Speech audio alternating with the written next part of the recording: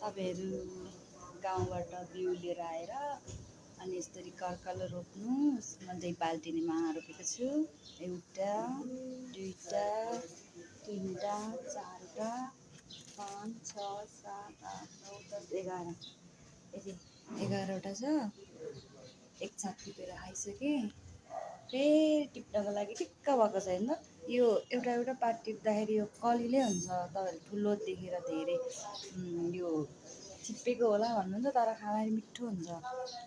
हल्का गेडागुडी राख्ने अनि आलु राख्ने अनि सिटी लाउने मजाले, त्यहाँबाट अमिलो मिसाउने अलिकति, एकदम मिठो हुन्छ।